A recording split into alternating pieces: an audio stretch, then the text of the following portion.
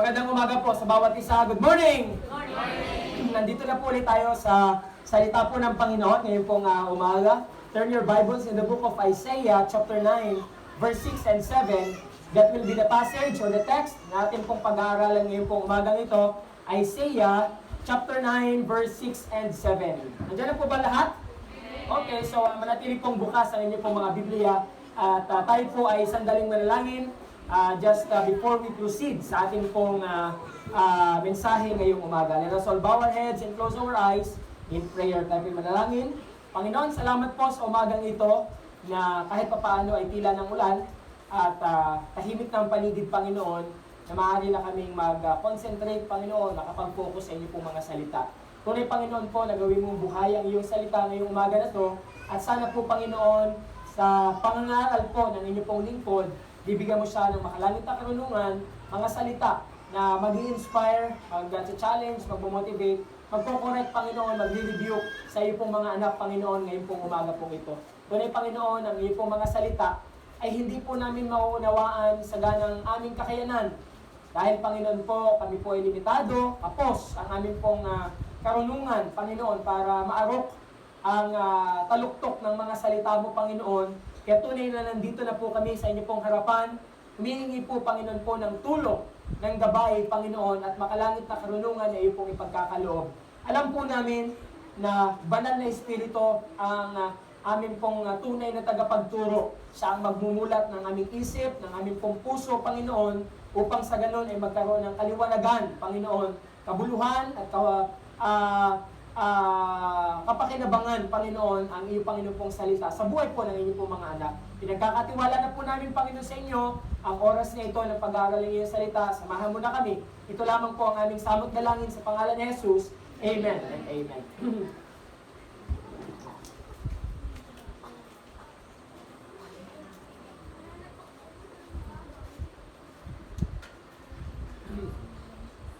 Yeah. Okay, so noon pong first Sunday of December, noon pong pumasok ang buwan po na ito, ay atin na pong inisip kung ano po ang magiging mga messages po natin for the remaining Sundays of this year po. At noon pong first, second Sunday, actually ay noong pang last week ng November, we have started the series of spiritual gifts. Ano po? Atin pong pinag-aralan po yung bagay pong yon. At ngayon pong Sunday po na ito, since this is the second Sunday of this month, ano po, and next Sunday ay wala po tayong worship service, Sunday worship service, ano po. At ang atin na po uling pagkikita ay sa darating pong 28, ano po, that would be the last Sunday of December.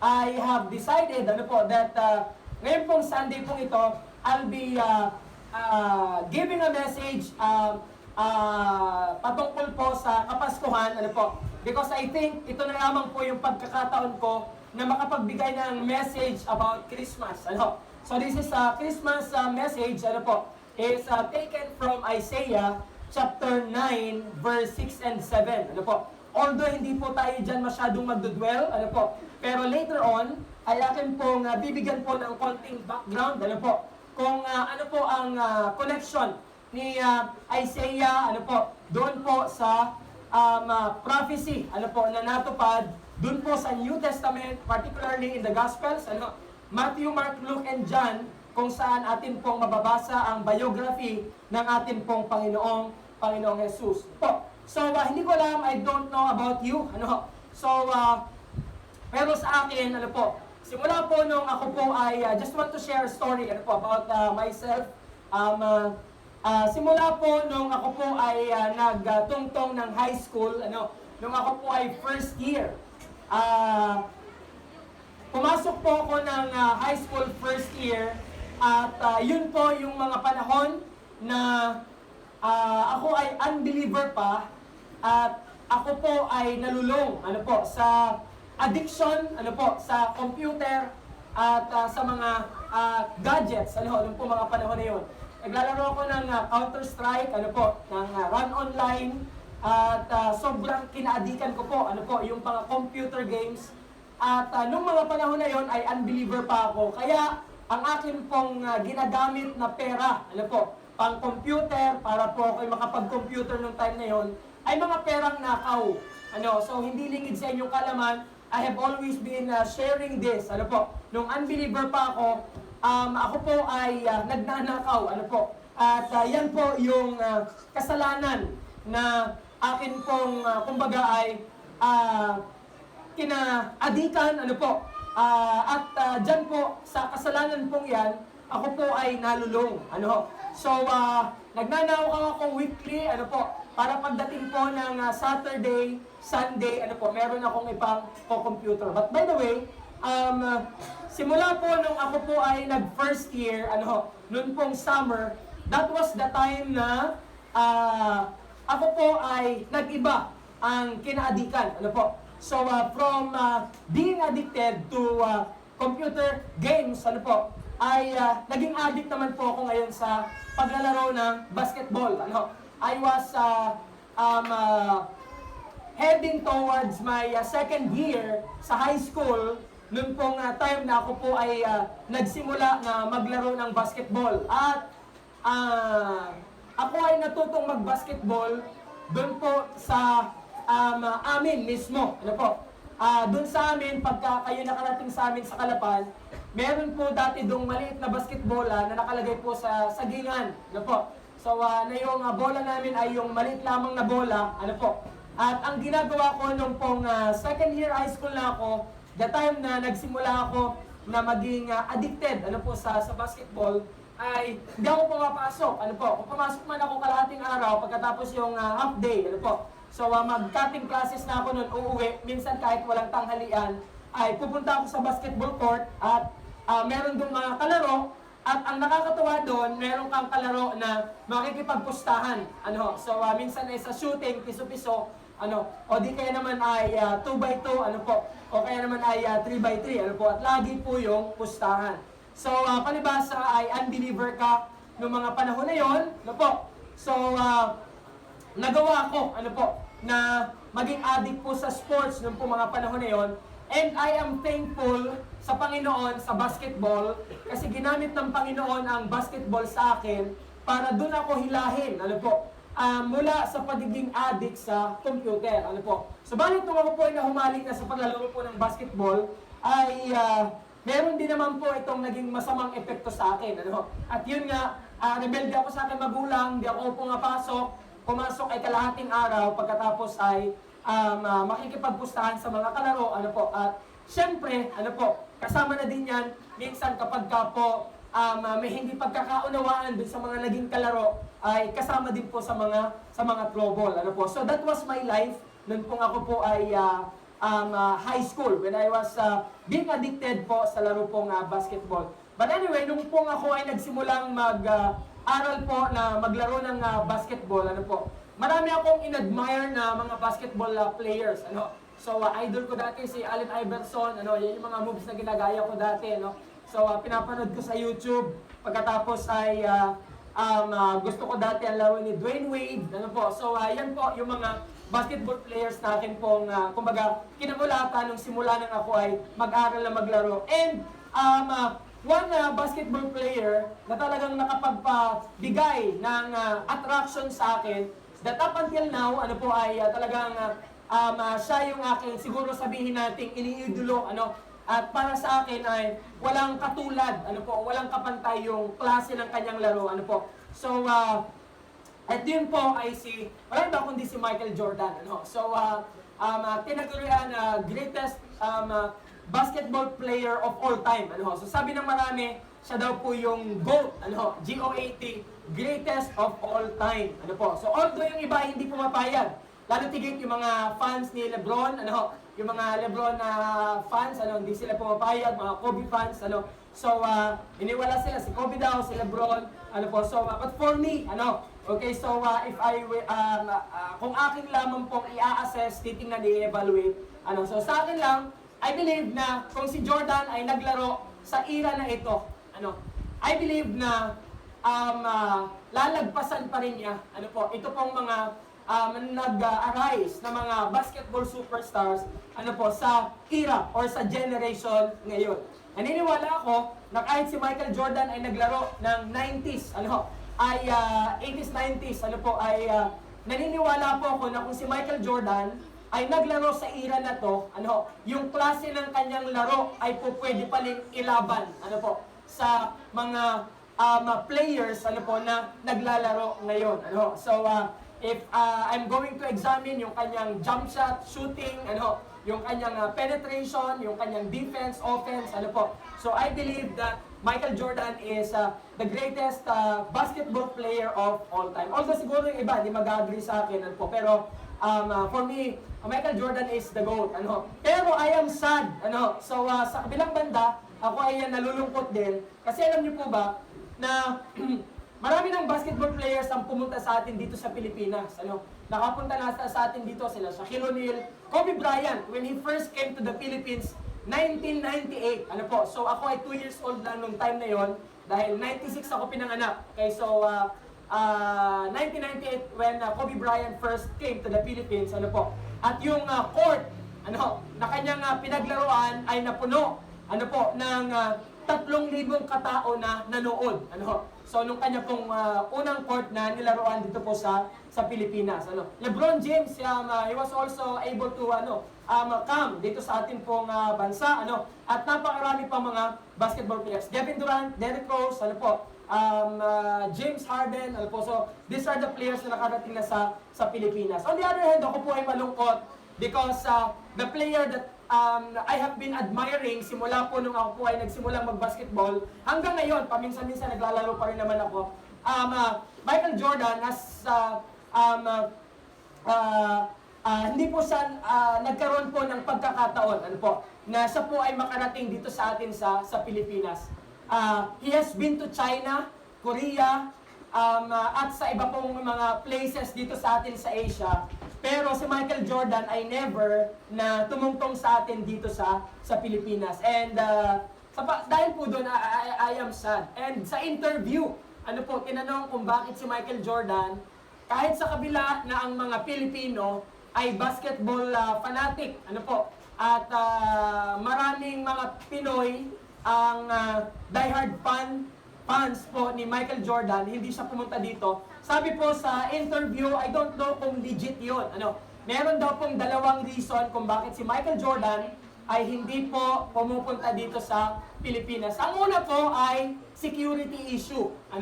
So, ang sabi dun sa unang dahilan, security issue. Dahil sa sobra niyang yaman, at famous, Alam niyo po ba na sabi ko to sa inyo, matagal na pong retired si Michael Jordan, as a basketball player, as an athlete, Pero sa stats po, hindi pa rin po nalalagpasan ni LeBron James, yun pong assets ni Michael Jordan, kahit sa kabila na si Michael Jordan ay matagal nang retiro sa basketball. Ibig sabihin, si Michael Jordan pa rin po ang highest paid athlete in terms of basketball sa buong mundo, kahit sa kabila na siya po ay matagal ng retiro. Kaya dahil sa sobrang niyang yaman, at hanggang ngayon, yung mga basketball shoes na Jordan, I believe ay hindi pa rin po nalalagpasan ng iba pang mga brand, dahil po doon ay natatakot siyang pumunta sa Pilipinas. For him, sabi ay sa interview, for him, ang Pilipinas daw po ay hindi safe na lugar para puntahan niya. Kaya parang siya po ay natatakot.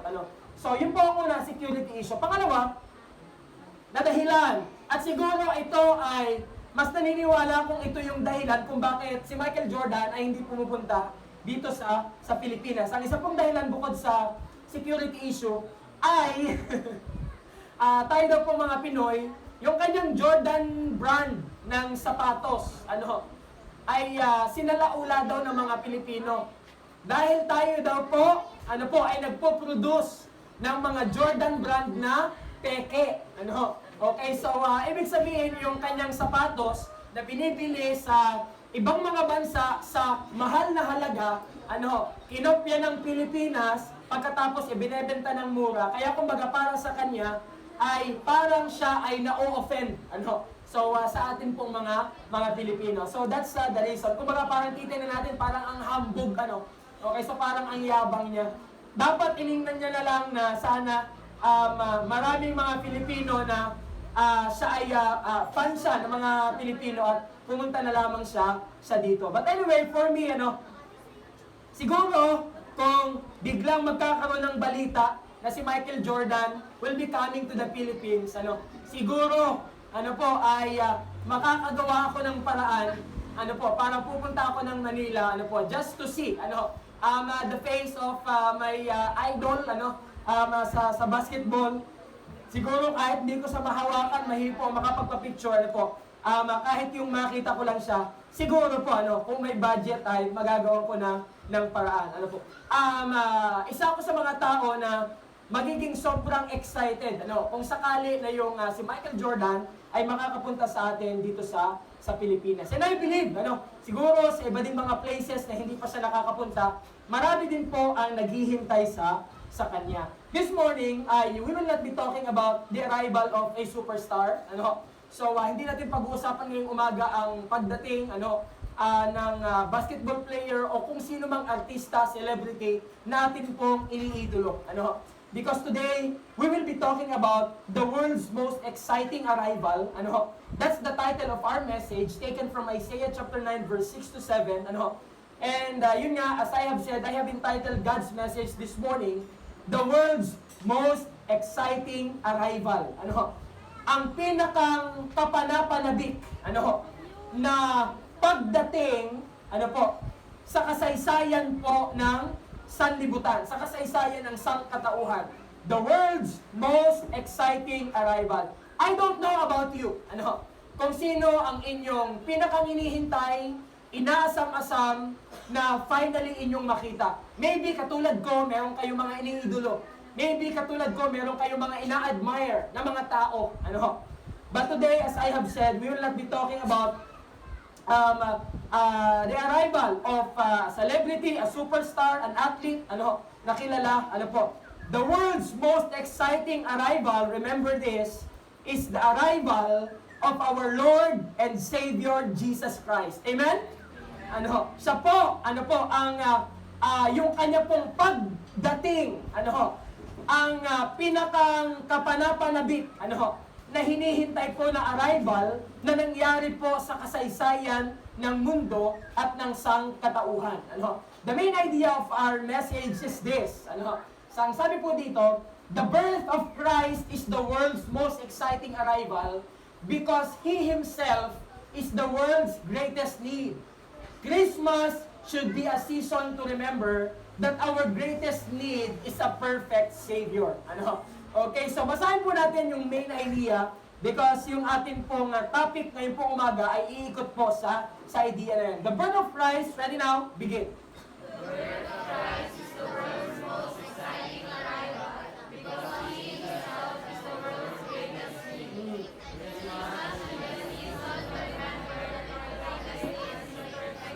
Yan, so napakaganda, Ang kapanganakan po ng ating Panginoong Hesukristo, ang pinakang kapanapanabik, na pagdating na nangyari po sa kasaysayan ng sangkatauhan.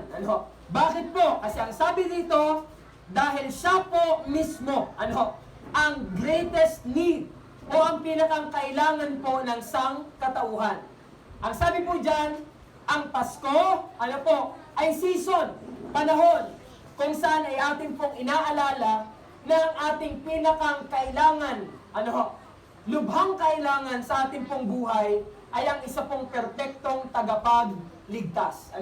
In the book of Isaiah chapter 9, verse 6 and 7, basahin po natin yun pong ating pong text.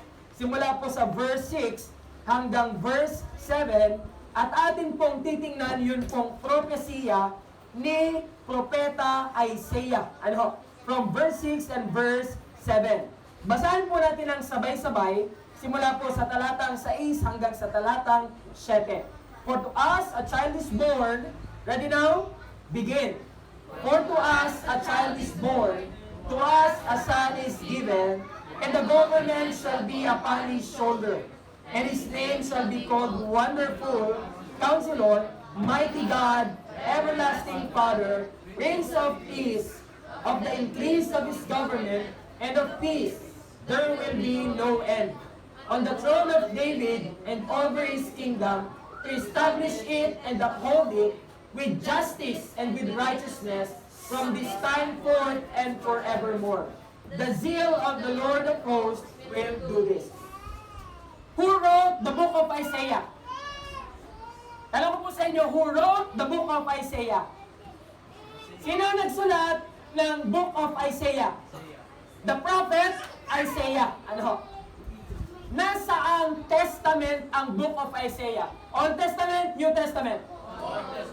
Old Testament. Ano? Ibig sabihin, nung time na nabubuhay po si Isaiah, at nung siya ay lingkod ng Panginoon bilang isang propeta, ang ibig pong sabihin po noon, nung time ni Isaiah, hindi pa ipinapanganak ang Panginoong Heso Kristo. Wala pa ang New Testament. Ano? Pero ano ang sabi ni Isaiah sa kanyang propesiya? Look at verse 6. Ang sabi niya, for to us a child is born, to us a son is given. Ano? Si Isaiah, the prophet Isaiah, ano? Isinulat niya na meron daw pong isisilang sa bansang Israel, ano, meron daw pong isang anak na ibibigay at napakaganda. Dahil ang kanya pong pangalan, ang sabi dito is Wonderful Counselor, Mighty God, Everlasting Father, Prince of Peace. Ano? At ang tinutukoy po dito ay walang iba kundi ang atin pong Panginoong Heso Kristo. Ano? Pero, ang gusto ko pong tingnan natin ngayong umaga, dito po sa atin pong talata, look at the tense. Ano? Tingnan niyo po yung tense na ginamit po ni Isaiah. Ano? Ang sabi ni Isaiah, for to us a child is born, to us a son is given. Ano? Ginamit niya yung verb na is. Ano? Alam naman natin na meron po tayong tinatawag na linking verb. Ano? Sa mga students, dapat alam nito, lalo tigil kung kayo po ay high school na, ano? Ang linking verb ay is, was, were. Ano? Yan po ang mga linking verb. Ano? Okay? At kapag ka ginamit mo ang is, ano? Ibig sabihin, ano ang tense niyan? Ha? Ang tense po nito ay present. Ano? Kung was or were, ito po ay past. Ano? Hindi din niya ginamit po yung will. Ang sabi niya, for to us, a child is born. Sinabi po ni Isaiah na meron pong ipapanganak doon po sa Israel, at nung kanya pong sinabi ito, yun po ay parang nangyari na noon pong time na yon sa kasalukuyan. Pero ang totoo ay hindi pa po isinisilang ang tagapagligtas. Alam niyo po ba kung ilang daang taon pa ang lumipas? Simula nung si Isaiah ay nagpropesiya na merong isisilang na tagapagligtas sa Israel hanggang nung dumating ang ating pong Panginoong Jesus. Ilang taon na lumipas? Ilang taon yung era ng anticipation? Ha? 400 years. Ano? At si Isaiah ay naging lingkod ng Diyos. Ano? Bago pa nagsimula po yung 400 years na yon ng anticipation era. Ang ibig sabihin, simula nung sinabi ni Isaiah sa kanyang hula na mayroong darating na tagapagligtas, hanggang sa nung ito ay natupad, lumipas muna ang humigit 4 na daang taon. Ano? 400 years pa ang lumipas bago ito natupad. Pero isinulat ni Isaiah na para bang nung time niya ay nangyari na. Para bang nung time niya ay ipinanganak na yung tagapagligtas. Pero ang totoo po nun ay hindi pa. And we all know, na ang katuparan po nito in the New Testament, Matthew, Mark, Luke, and John, sila pong lahat ay meron pong tala na isinilang na nga po ang tagapagligtas dun sa bansang Israel. At alam niyo po, katulad ng atin pong title, Jesus Christ is the world's most exciting arrival. ang ating pong Panginoong Jesucristo ang pinakang kapanapanabik, na pagdating, na hinihintay po ng sanlibutan at ng sangkatauhan. Dahil, ang sabi nga po dito, ang pagkakaroon natin ng tagapagligtas, ang pinakang lubhang pangangailangan nating mga tao. Di natin kailangan ng pera, kayamanan, material na bagay. Ang kailangan po natin ay tagapagligtas. Tagapagligtas. Kaya po tayo ay nagdidiwang tuwing araw po ng Pasko. December pa lang, bare months pa lang pagpasok ng October, nagdi-design na tayo ng bahay, pailaw, nag-iipon na tayo marahil ng ating ihahanda sa Pasko. Although wala pong masama, na atin pong gawin yan, Pero, para sa atin pong mga mananampalataya, meron tayong ibang pamamaraan ng pagse-celebrate ng Pasko. Dahil simula nung tayo po'y nakakilala sa Panginoon, naunawaan natin na ang Pasko ay hindi patungkol sa ating sarili. Simula nung tayo ay naging mananampalataya, naunawaan natin na ang Pasko, hindi pala ito tungkol sa pagkain, regalo, pamamasyal, bakasyon, at kung ano paman. Ang Pasko pala, ay tungkol sa kapanganakan ng tagapagligtas. Amen? That's right. Okay? Yun po ang pinakang diwa, pinakang essence po ng Pasko. Pero, tanungin ko po kayo, nung kayo po ba ay unbeliever, naiisip nyo ba yon? At tanungin ko po ang bawat isa, nun po bang kayo ay unbeliever pa, naiisip nyo ba yon pag sasapit ang Pasko? Yes or no? Okay, sa nasa likod, yes or no? Ha? Naiisip niyo ba yun? Ang Pasko ay tungkol sa dumating na tagapagligtas. Kaya okay lang na ako maghahanda, walang regalo, it's fine, wala akong pera masyado. Ganun ba ang pag-iisip mo nang hindi ka mananampalataya? Hindi po. Nung tayo po ay unbeliever pa, pare-pareho tayo na sa tuwing Pasko, umaasa tayo ng regalo, umaasa tayo ng masarap na pagkain, umaasa tayo na tayo ay magbabakasyon, mamamasyal, may family reunion at kung ano-ano pa. We have never thought yung ganito pong mga bagay nung tayo po ay hindi pa mananampalataya. At tayo pong mga believers, meron tayong ibang pamamaraan, na tayo po ay mag-celebrate ng Christmas. At para sa atin po, ang Pasko ay meron pong iba na kahulugan kesa po sa kahulugan ng mga hindi pa mananampalataya. Noong po nakaraang araw, nanonood ako ng balita at sa TV Patrol, I think, or sa News 5,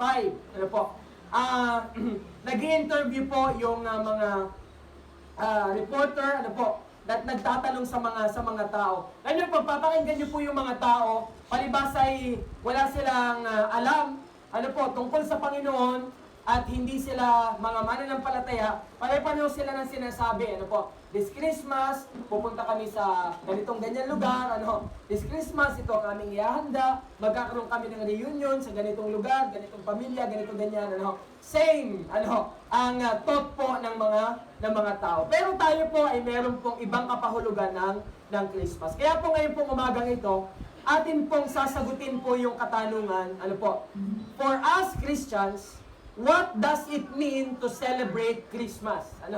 Sa atin pong mga mananampalataya, ano ang ibig sabihin nang tayo ay magdiwang ng Pasko? Dahil nga tayo ay merong kakaiba na kahulugan at pamamaraan ng pagse-celebrate ng Pasko, paano natin dapat ipagdiwang ang Pasko? Ano ang kahulugan ng pagdiriwang ng Pasko sa atin pong mga mananampalataya? Although marami akong reasons, na maraming definition na pwede ko pong ibigay sa inyo ngayong umaga.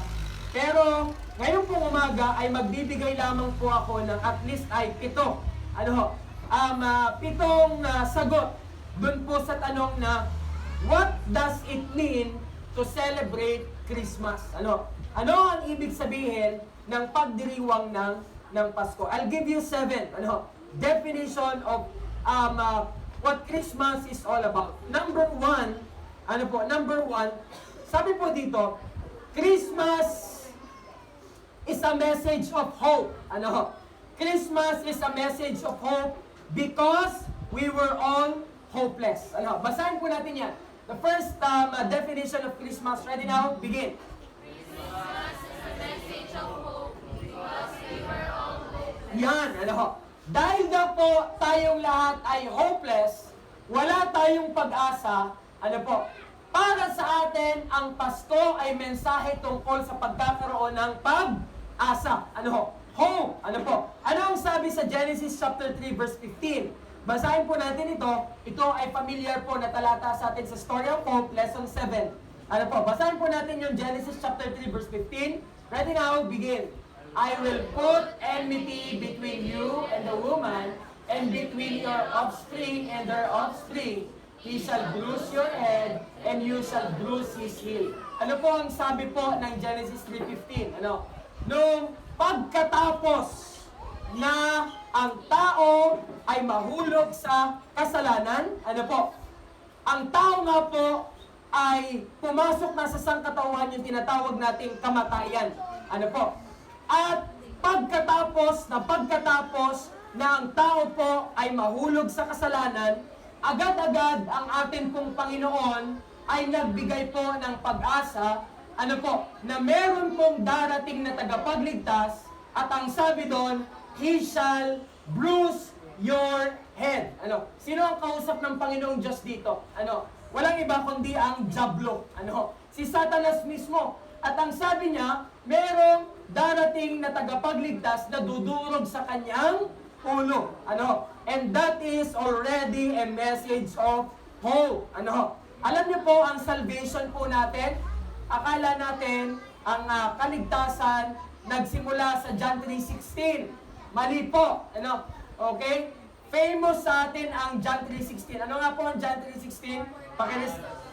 Recite po natin. For God so loved the world. Ready now? Begin.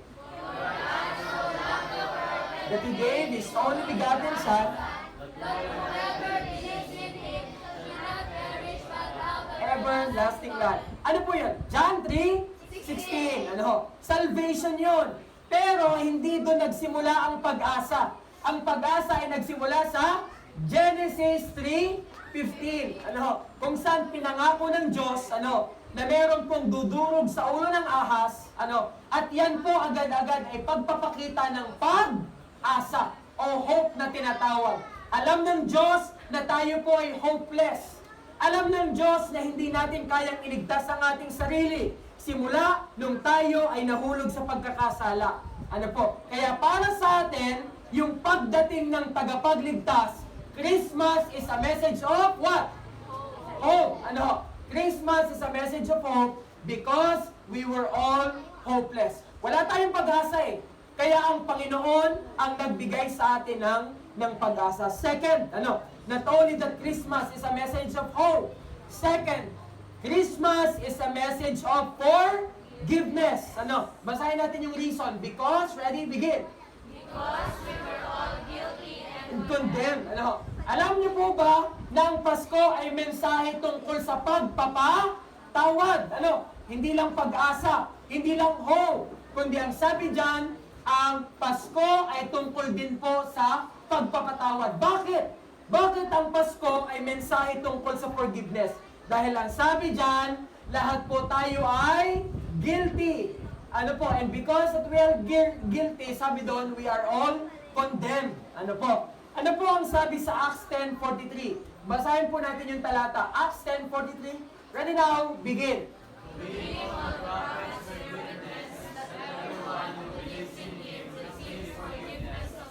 Through His name. Ano po ang sabi? Ang sino man daw ang nananampalataya. Kanino? Doon sa tagapagligtas.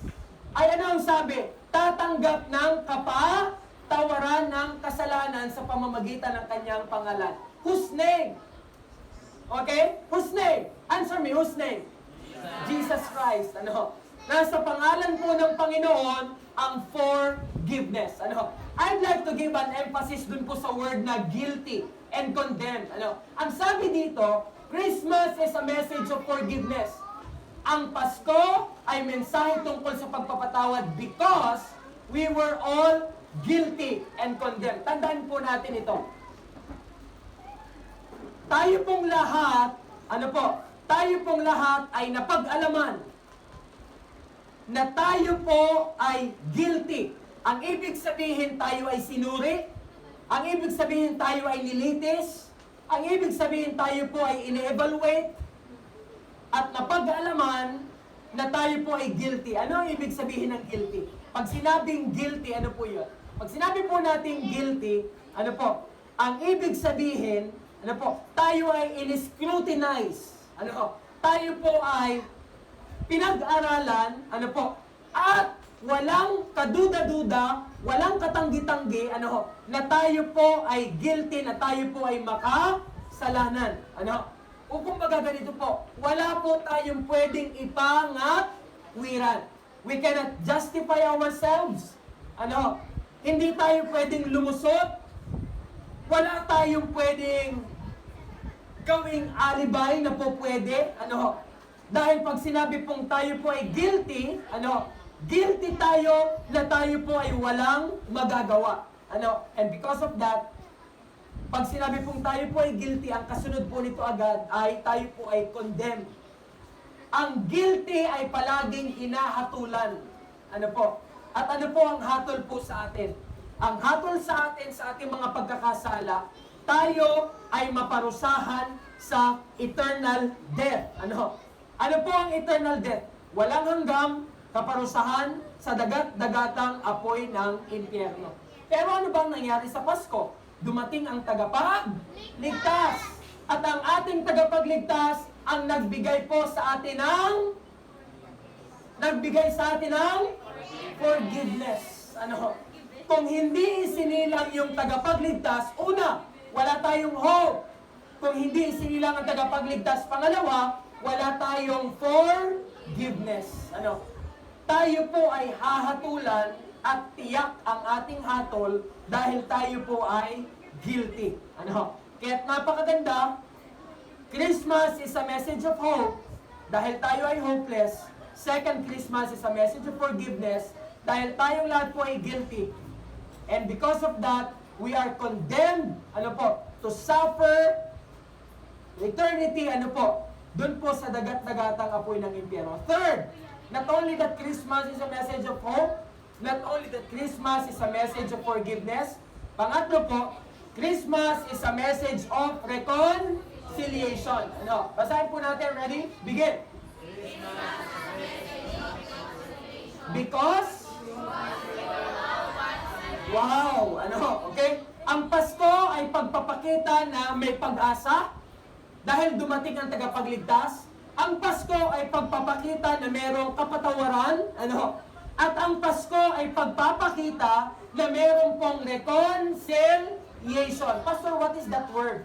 Sa Tagalog, ang reconciliation po ay pakikipagbati. Ano? Ano daw po nga ang reconciliation sa Tagalog? Pakikipagbati. Ano? Okay? At ang sabi po sa talata, ano po, natin pong babasahin, mali po yan. Ano? Okay, so mali. Okay, so buksan nyo na lamang po ang inyo pong mga Biblia sa Book of Romans. Okay? Romans chapter 5. Romans chapter 5.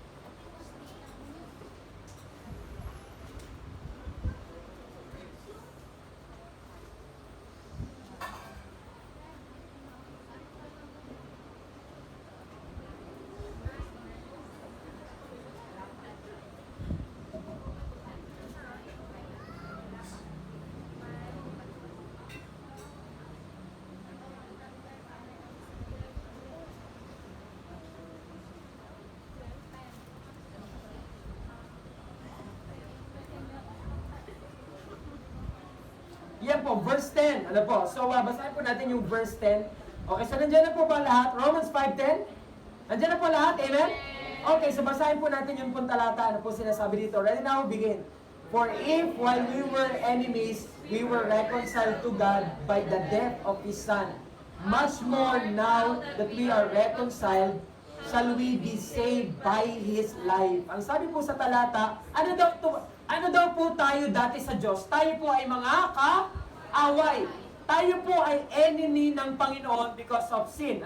So po sabihin po ito sa inyo, simula po nung si Adan at si Eva ay nagkasala, yung pong dating kaugnayan ng Diyos at saka ng tao ay naghiwalay. At yun po yung essence ng death. Ang ibig sabihin ng death ay pagkakahiwalay. Simula po nung ang tao ay nagkasala, ang sabi ng Diyos sa tao, hindi tayo bati. Okay? Ano ang turing ng Diyos sa atin? Simula nung tayo nagkasala. Ang turing ng Panginoon Diyos sa atin, tayo po ay kaaway. We were enemies. Pero ano ba ang nangyari? God sent His Son. Sino yung anak ng Diyos na kanyang isinugo para maging tagapagligtas?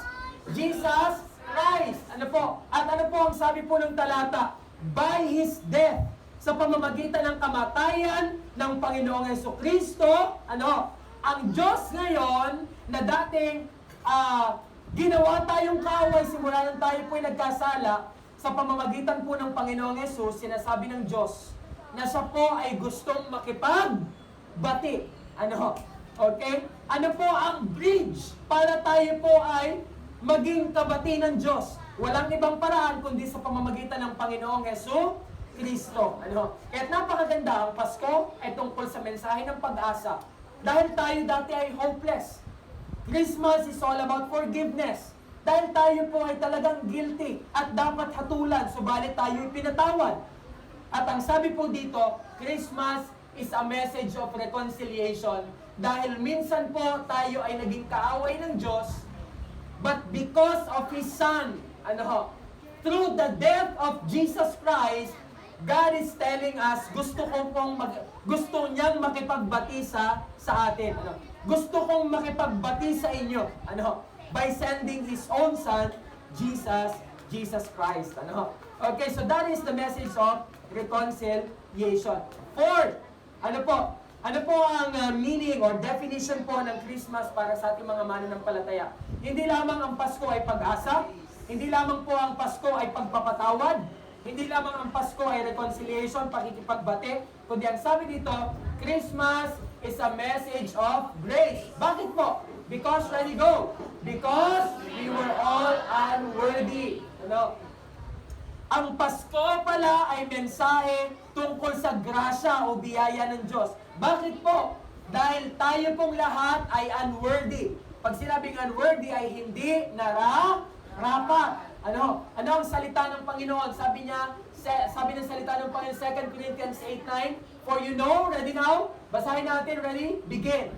For you know the grace of our Lord Jesus Christ, that though He was rich, yet for your sake He became poor, so that you, through poverty, might become rich. Ang ganda ng salita ng Panginoon. Ano daw ang sabi ni Apostol Pablo? Alam nyo ang biyaya ng ating Panginoong Jesus. Ano po ang sabi dyan? Kahit na siya ay mayaman, ang sabi niya, para sa inyong kapakanan, siya ay naging mahirap. Upang sa ganun, sa pamamagitan niyang kanyang pagpapahirap, kayo ngayon ang magiging mayaman. That's grace. Biyaya yon. Tayo yung mahirap. We are poor because of our sinfulness.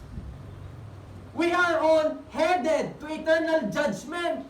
Pero merong isang mayaman na kanya pong isinuko ang kanyang kayamanan at naging mahirap din.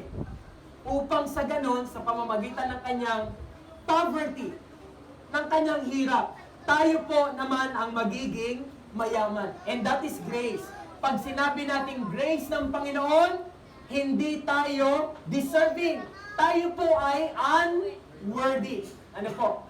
Ang ibig sabihin ng grace, ibinigay po sa atin kahit sa kabila na tayo po ay hindi nararapat. And that is the message of Christmas. Another one. Fifth. Ano po ang Christmas para sa atin pong mga mananampalataya? Not only hope, not only forgiveness, not only reconciliation, not only grace, but panglima po, basahin po natin. Ready now? Begin. Christmas is a message of Mercy. because from the deserving of punishment. Ano? Hindi lang po grace ang Pasko, kundi po yung tinatawag po natin mercy. Alam niyo tong si Grace at si Mercy, palaging magkasama. Ano? Although sila po ay magkaiba ng kahulugan, hindi mo siya pwedeng paghiwalayin si Grace at saka si Mercy. Ang grace sa Tagalog ay biyaya. Ang mercy sa Tagalog ay awa. Ano? Okay? Ang biyaya ibinigay sa kabila ng hindi nararapat. Ano naman po ang mercy? Ang mercy po, anong sabi dyan? Ano po? Deserving tayo doon po sa tinatawag na punishment. Dapat tayo ay hatulan. Pero anong nangyari? Ang Diyos ay naawa. Inilagay ng Panginoon yung sarili niya sa atin na tayo po ay mapapahamak. Kaya anong nangyari? Naawa ang Panginoon sa atin. Nahabag siya. Kaya ano po ang nangyari? Ang sabi ng Titus 3:5, He saved us. Ready now? Begin. He saved us, not because of works done by us in righteousness, but according to His own mercy, by the washing of regeneration and renewal of the Holy Spirit. Tayo daw po ay naligtas. Dahil ba sa ating mga gawa? Dahil ba sa ating effort, mabubuting gawa na tayo ay naligtas? Hindi po. Ano po ang sabi dyan? Tayo ay naligtas because of God's mercy. Dahil lang po siya ay naawa sa atin. Can you imagine? Ipinaladala ng Diyos Ama ang kanyang bugtong na anak si Kristo. Dahil siya ay nahabag sa ating kalalagayan. Ano? At ano po ang nangyari? Si Kristo ngayon, si Jesus Christ, yung umako ng ating katatayuan, dahil nahabag siya sa atin, siya yung tumanggap ng parusa, ng galit, yung puot ng Diyos Ama. Kung kaya tayo naman po ang nagkaroon ng kaligtasan. At yan po ang kahulugan po ng Pasko. Beautiful. Message of hope, message of forgiveness, message of reconciliation, message of grace, message of mercy. And then another one. Ano po ang kapahulugan po ng Pasko? Christmas is a message of salvation. Bakit daw po? Because, ready, go. Because we were all headed to hell. Ano po? Pag sinabi nating kaligtasan, ano po? Implied po dito, yun pong salitang kapahamakan. Ano po? Kaya nga merong kaligtasan, ang ibig sabihin ay merong mapapahamak. Ano po?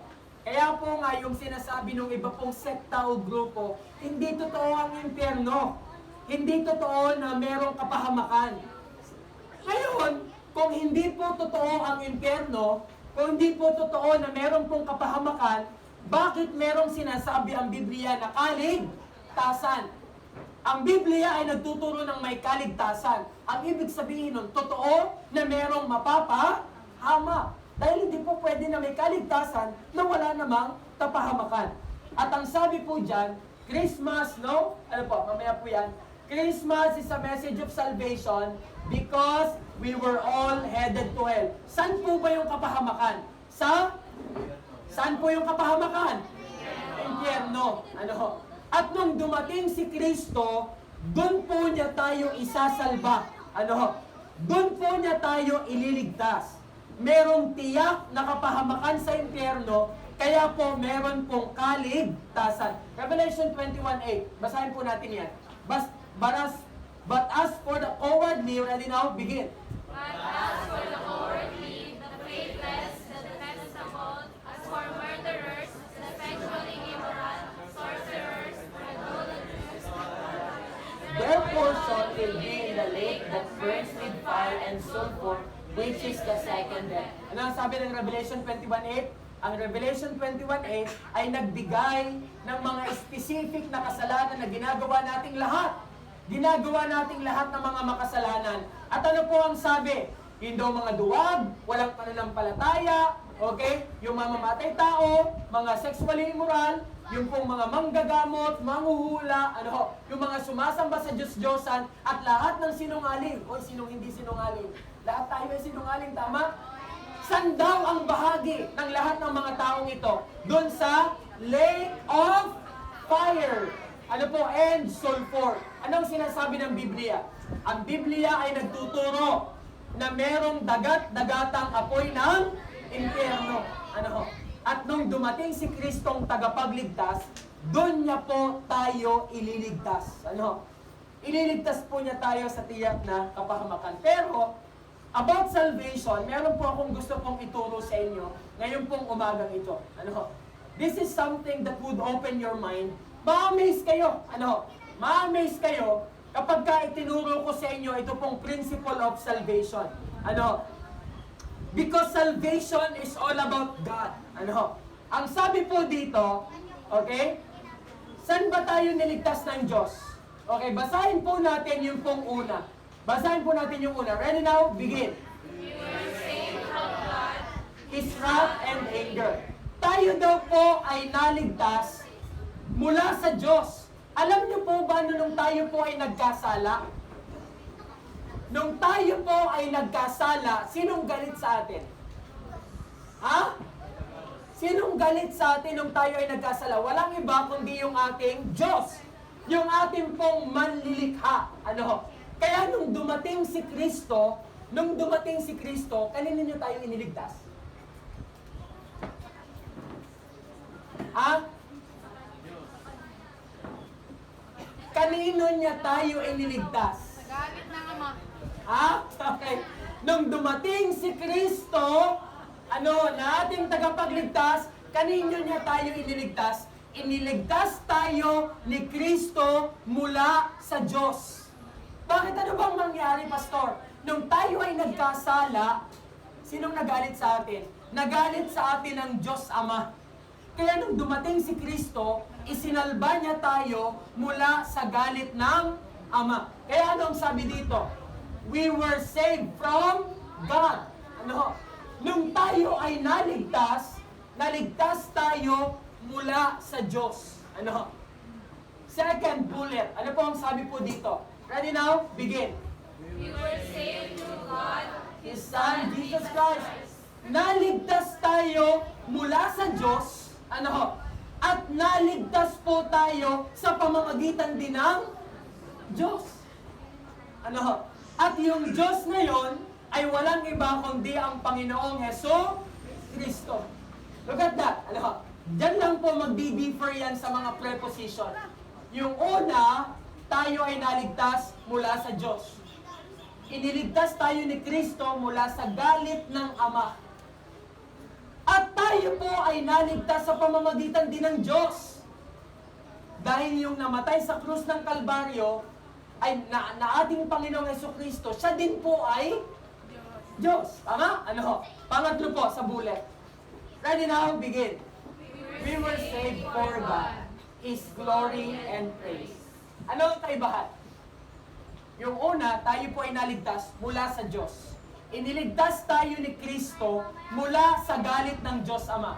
Ano? Okay? Pangalawa, tayo po ay naligtas sa pamamagitan din ng Diyos. Dahil si Kristo ay Diyos. Kahit siya ay nagkatawang tao at naligtas tayo for what purpose? Para kanino tayo naligtas? Naligtas tayo para kanino? Para din sa Diyos. Ano? Dahil tayo po ay naligtas, dahil gusto ng Diyos na bigyan natin siya ng glory and praise. Ano? Ang Diyos ay gutom. Ang Diyos ay uhaw sa kaluwalhatian at papuri. Kaya kung meron pong dahilan kung bakit kanya niligtas, yun po ay para sa kanyang kaluwalhatian at kapurihan. Bonus na lang na ikaw ay pupunta sa langit. Ang pinakang ultimate na reason kung bakit ka niligtas ng Diyos, gusto niya ng luwalhati at papuri. Kaya kung titingnan po natin ito, niligtas tayo from God. Ano? Niligtas tayo through God. Ano? At iniligtas po tayo for God. Yun pong from speaks of kung kanino niya tayo niligtas. Yun pong through speaks of the means whereby we were saved. Paraan kung paano tayo naligtas sa pamamagitan ni Kristo. Yun pong for speaks of the purpose kung bakit po niya tayo niligtas. Ano? Niligtas po niya tayo para sa kanyang sarili. That's why, mga kapatid, tandaan po natin ito, salvation is from God, ano ho? Salvation is through God, ano ho? At salvation is for God. Kung titignan natin yung kabuuan ng kaligtasan, ang kaligtasan po natin ay patungkol kanino? Patungkol kanino ang kaligtasan? Meron bang tungkol sa atin dyan? Ha? Salvation is all about what? It's all about God. Diyos lahat. Ano? Niligtas tayo mula sa Kanya. Galing ano? Niligtas niya tayo mula sa Kanya. Kung iisipin mo, paano nangyari yun, ano? Siya yung Diyos, sa Kanya tayo nagkasala. Galit siya sa atin. Pero yung nagalit sa atin at dapat magbibigay ng hatol sa atin, siya din yung nagligtas sa atin. At iniligtas niya tayo para sa kanyang sarili. Ano? Sana naintindihan po natin yung mga prepositions. Ano? The from, the through, and the for. At mga kapatid, katulad po ng nasabi po kanina, ang Pasko ay tungkol sa mensahe ng kaligtasan. Ano? Dahil lahat po tayo is headed, ano po, going to eternal damnation sa impyerno. Last, ano po, 7. Ang Pasko ay tungkol sa pag-asa. Ano? Ang Pasko ay tungkol sa pagpapatawad dahil pinatawad tayo sa ating mga kasalanan. Christmas is a message of reconciliation, hope, forgiveness, reconciliation, grace, mercy, ano, salvation. Last but not the least, ano, Christmas is a message of eternal life. Ano, bakit dumating si Kristo? John 3:16. Ano, recite po natin, ready now, begin. For God so loved the world that He gave His only Son, that whoever believes in Him should not perish, but have eternal life. Anong gusto ng Diyos na magkaroon tayo? Gusto niya po na tayo po ay magkakaroon ng buhay na walang hanggan. John 5:24. Ano po? John 5:24. Ano sabi ng salita ng Panginoon? Let's read all together. Ready now? Begin. Truly, truly, I say to you, whoever hears my word and believes Him who sent me has eternal life. He does not come into judgment, but has passed from death to life. Napakaganda ng verse na yan kung kayo po ay nagsasaulo ng atin pong The Way to Joy verses. Ano? Ang sabi dyan, ang sino mang nanampalataya sa Kanya ay binigyan ng buhay na walang hanggan. Ano po? At ang nangyari, nung tayo po ay nagkaroon ng tagapagligtas, listen, nung tayo po ay nagkaroon ng tagapagligtas, parang nangyari po sa atin yung ikasampung salot dun po sa Egypt. Dun sa Passover. Anong sabi po dyan? Pass from death into life. Diba ganyan nangyari sa Egypt? Nung nagpahid ng dugo, yung pong mga tao doon, sa kanilang poste ng pintuan, dumating ang anghel ng kamatayan. Ano po? At nung nakita nila na sila'y sumunod sa Panginoon sa instruction, ano nangyari? Lumagpas yung pong angel of death, nag-pass over, dun sa bahay na yon at naligtas po yung panganay na anak.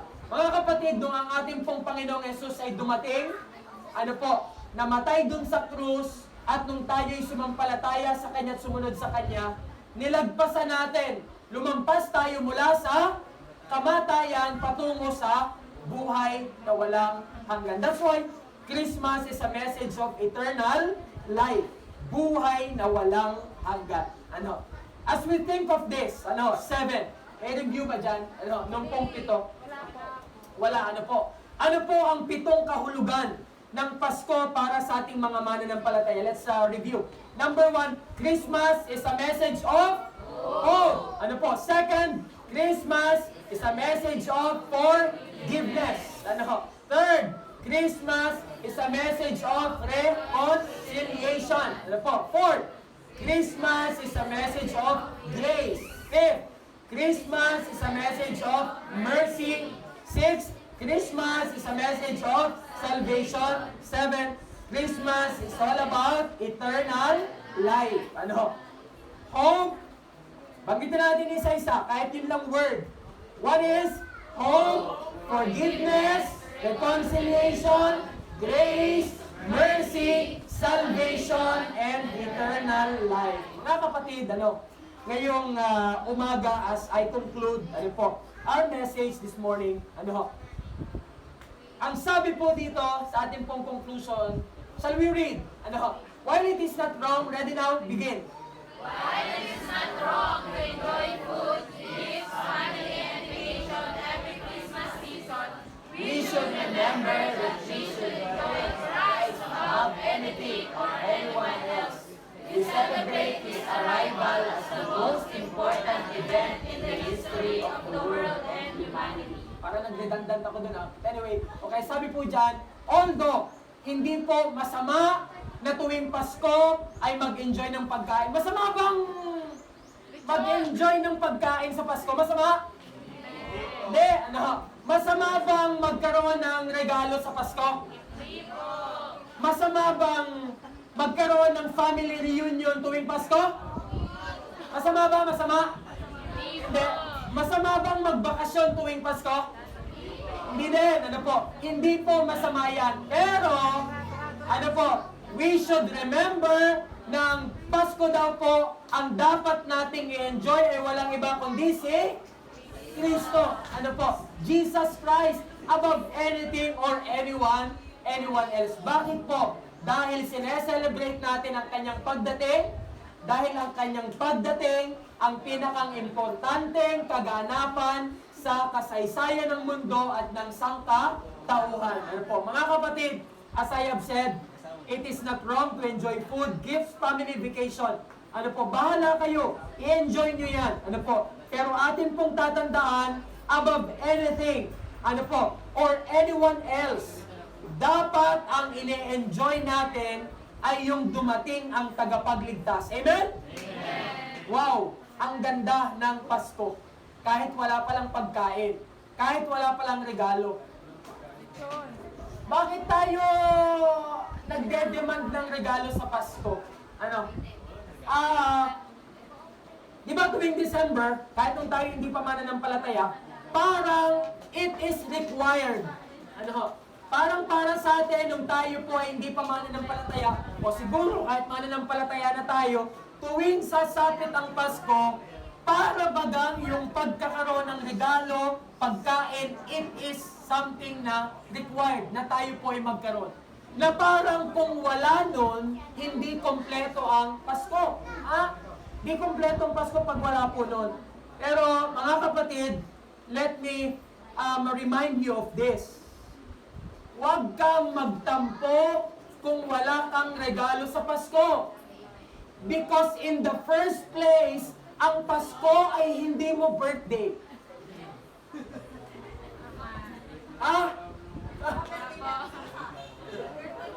Ulitin ko po yun. Okay? Huwag kang magtampo na walang regalo ng Pasko. Because in the first place, sino ka na mag-demand ng regalo, hindi mo naman birthday. Kaninong birthday ang Pasko? Parinig nga po. Kaninong birthday ang Pasko? Jesus! Hey, excuse me. Dahil kay Jesus pala ang Pasko, birthday niya ang ating sineselebrate, sinong dapat bigyan ng regalo? Jesus Christ. Walang iba kundi ang ating pong Panginoon. Pero, tanong, masama bang tumanggap ng regalo? Hindi. Ang masama,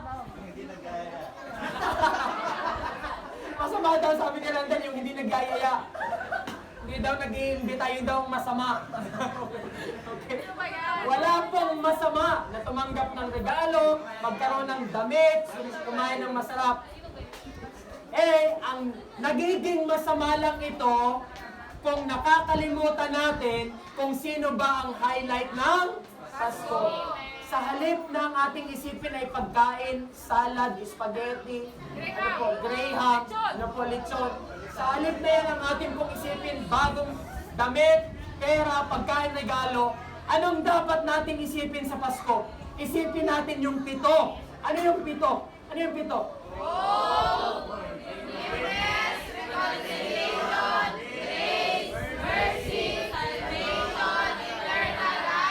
Mga kapatid, okay? Pag meron ka nitong 7 ito, kahit wala kang regalo, pagkain, reunion at bakasyon ngayong Pasko, daig mo ang meron ang meron ng mga yon, di ba? Amen. Okay? Daig mo. Ano? Bakit? Wow. Meron kang hope. Ano? Binigyan ka ng Diyos ng hope sa pamamagitan ni Kristo. Ano po? Because of Jesus Christ, meron kang forgiveness. Because of Jesus Christ, you are reconciled back to God. Ano po? You are reconciled back to God. Because of Jesus Christ, ano po? Iyong nalasap ang biyaya. Iyong naranasan ng awa. Ano po? Because of Christ, ano po? Iyong tatanggapin ang kaligtasan at buhay na walang hanggan. Ano po? Sa 7 pong nabanggit, mga kapatid, ano po? Sa 7 na nabanggit, siguro, bago matapos ang taon na to, ano po, as we end this year, ano po, meron pong 2 dito pong nabanggit. Although pwede nating, tawag mo dito, pwede nating lahatin, ano po, ito pong 7 ito. Since Christmas is a message of hope, ano po, or pag-asa, ano po, meron bang tao, just before this year ends, ano, meron bang tao na yamang ikaw ay binigyan ng Panginoong Diyos ng pag-asa, meron din bang tao na po pwede mong bigyan ng pag-asa din?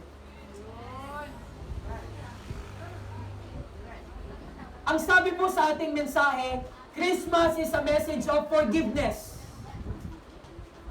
Pwede bang matapos ang taon na ito na palayain mo ang sarili mo sa galit, palayain mo ang sarili mo sa tampo, palayain mo ang sarili mo sa inis, sa puot?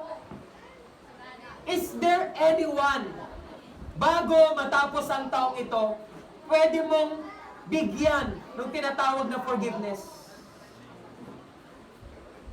Bago matapos ang taong ito, ang sabi ng Pasko, ng mensahe ng Pasko, Christmas is a message of reconciliation. Meron bang dapat mong i-reconcile?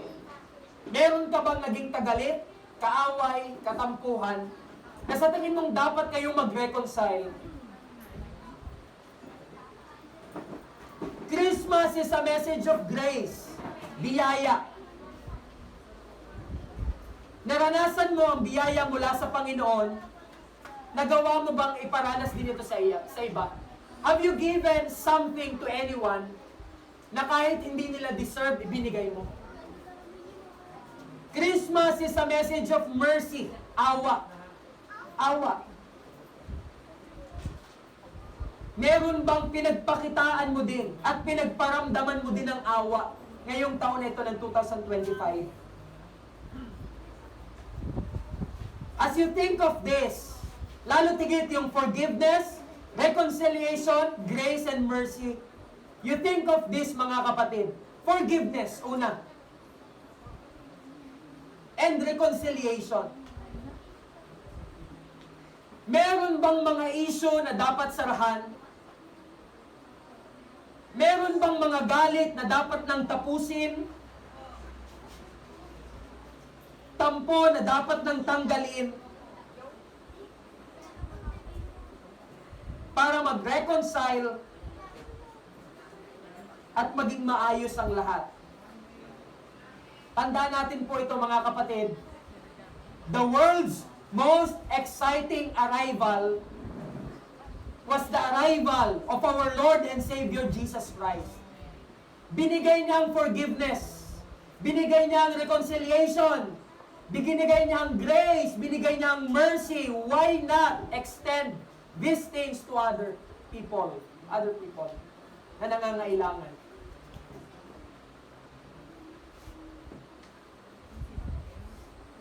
Naniniwala po ako, bilang isang Kristiyano at lingkod ng Panginoon, somehow, yung ibinigay po ng Diyos sa atin, somehow,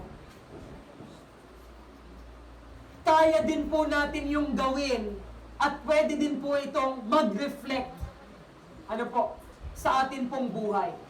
Pinatawad tayo ng Panginoon, kaya tayo din po, ako'y naniniwala, meron din po tayong kakayanan or capacity na magpatawad. Tama? Amen? Biniyayaan tayo ng Diyos. Alam natin yung pakiramdam na binigyan ng biyaya. Naniniwala po ako na kaya din po natin itong iparamdam sa iba. Naranasan natin yung mercy ng Panginoon. Naniniwala po ako na kaya din po natin itong i-express sa iba. Marahil meron pong mga tao na deserving ng galit natin sa kanila. Deserve nila na sakta natin sila, marahil. Pero kung meron tayong grace, meron tayong mercy. Napakaganda, ng mga katangian pong ito at mga biyayang ito na tinanggap po natin sa Panginoon, atin din pong ibigay sa iba pong mga tao. Shall we all pray? Tayo pong lahat po ay manalangin. Let us all bow our heads and close our eyes. Ngayong umaga, bago tayo mag-closing prayer sa ating pong message, habang ikaw ay nakapikit, habang ikaw ay nakatungo, ano ang kahulugan ng Pasko sa iyo?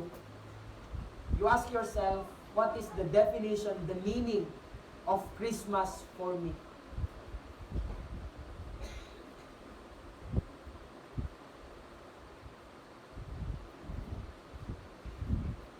At mula doon sa mensahe nating napakinggan ngayong umaga na ito, na ang Christmas pala is all about hope, forgiveness, reconciliation, grace, mercy, salvation, and eternal life. May dahilan pa ba na maiinggit ka sa meron ng iba na wala ka sa Paskong ito? Do you have any reason? If you consider yung mga bagay na binigay ng Panginoon sa iyo, He has given you the hope, forgiveness, reconciliation, grace, mercy, salvation, eternal life. Binigay ng Diyos sa iyo yung hindi kayang ibigay ng pera. Binigay ng Diyos sa iyo yung hindi mapapantayan ng material na bagay. Now you ask yourself, maiinggit ka pa ba sa iba? O ngayong umagang ito, sasabihin mo sa Panginoon, Lord, thank you.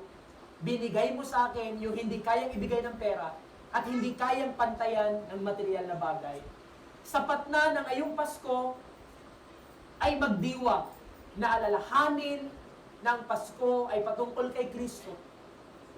Merong simpleng pagkain, merong nasusuot na damit, may konting regalo. Kasama ang pamilya, bakasyon, tunay Panginoon Diyos, bagamat ang mga bagay na ito ay hindi po masama.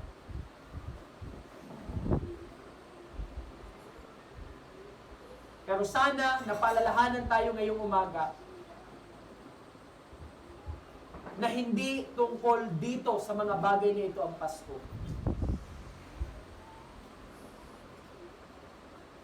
Just before I pray, ikaw muna ang manalangin sa Panginoon at sabihin mo sa Panginoon, Lord, Christmas is all about you.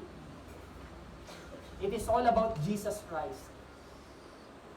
Sabihin mo sa Panginoon, Panginoon, ang Pasko hindi tungkol sa akin.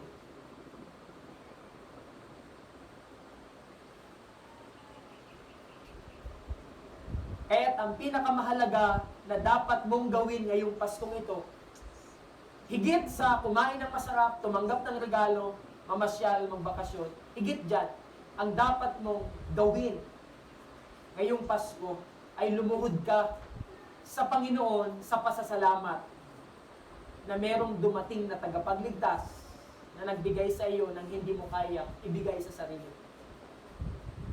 You thank the Lord.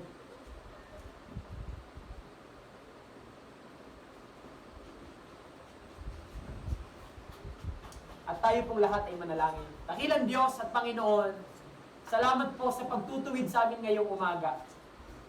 Nung hindi pa kami mananampalataya, tunay nga na hindi man lamang namin nga naaalala na ang Pasko nga pala ay tungkol sa Kristo, sa Mesiyas na dumating na tagapagligtas. Sapagkat noon ay wala po kaming unawa. Noon, ang hinahabol namin ay pagkain, regalo, pamilya, bakasyon, kung ano-ano. Pero nung kami po ay naging mananampalataya na, naging mas makabuluhan at mas may kahulugan sa amin ang Pasko. Dahil Panginoon, nauunawa namin, palibasay kami mga naligtas na ang Pasko ay tungkol kay Kristo. The world's most exciting arrival was the arrival of our Lord and Savior Jesus Christ. He has given us hope. He has given us reconciliation, forgiveness, grace, mercy, salvation, and eternal life. Kaya tunay Panginoon, na ano mga pangaba ang aming pong hihilingin sa buhay na ito, tulungan mo kami na ngayon pong Pasko na ito, magse-celebrate kami ng tama dahil meron kaming tamang pagkaunawa kung ano po ang kahulugan ng Kapaskuhan. It's all about you, Lord. Kaya kung papaano pong ang mga shepherds, nung time na kanilang nabalitaan ay sinilang ang tagapagligtas sa Bethlehem, kung papaano sila ay pumunta dun agad para sambahin ka, nandito din kami, Panginoon, and we now offer to you our worship, our praise, our thanksgiving, Panginoon, dahil ang pagdating mo ang pinakang mahalaga na nangyari sa kasaysayan ng sangkatauhan na ang Diyos ay nagkatawang tao sa pamamagitan ni Kristo. Salamat sa lahat-lahat, Panginoon. Ito lamang po ang aming samot dalangin na may pagpapasalamat sa pangalan ng Panginoong Jesus. Amen and amen. Maraming salamat po sa salita ng Diyos ngayong umaga. Ang purpose ko talaga kung bakit ako nagbigay ng mensahe na ganito, bago tayo mag-celebrate ng December 25 Christmas, sana magse-celebrate tayo ng tama. Tama ang ating motibo, tama ang ating pagkaunawa kung ano po ang Pasko. December 25 ba pinanganak si Jesus? Ha? December 25 ba pinanganak si Jesus? Sino naglagay ng date na yan? Tao na. We do not know exactly kung ano po ang date ng kapanganakan ng Panginoong Hesukristo. Ang sabi ng Bible scholars, nung time na ipinanganak ang Panginoong Hesukristo, dahil ang mga shepherds ay nasa field, nag-aalaga ng kanilang mga tupa, ang sabi ng Bible scholars ay summertime. So, it could be March or April ang kapanganakan po ng Panginoon. Pastor, bakit tayo magse-celebrate ng December? At bakit tayo sasabay sa December 25? Sa palagay ko, ay wala naman pong masama, di ba? Hindi naman siguro kasalanan na kahit hindi December talaga pinanganak ang Panginoon at hindi December 25, sa palagay natin ay hindi naman kasalanan na tayo po ay makisabay na lang. Amen? Yun. Masama. Huwag na po natin gawing issue yun. Remember this, we are not celebrating the date of His birth. Ano ang ating isinaselebrate? Not the date of the birth, but the birth itself. Amen? Yung kapanganakan, doon tayo nagdidiwang. Kaya tayong mga Kristiyano, araw-araw sa atin ay Pasko. Amen? Ganyan katindi ang mga mananampalataya. Every day sa atin ay Christmas. Dahil fresh sa atin ang reason kung bakit tayo nag-celebrate. Jesus is the reason for the season. Let us remember that. Okay? So, pero hindi naman masama nga kumain ng pagkain. Brother Randel, anong dapat natin gawin ngayong Kapaskuhan? Ha? Magyaya. Okay? Sabi ni Brother Randel, ang dapat natin gawin ngayong Kapaskuhan ay magyaya kung meron tayong masarap na pagkain. Dahil hindi naman nga masama. Okay? So sana lamang po ay tama ang ating motibo. Pero higit sa mga pagkain, ano uli yung 7 na dapat nating alalahanin? Number 1? Hope.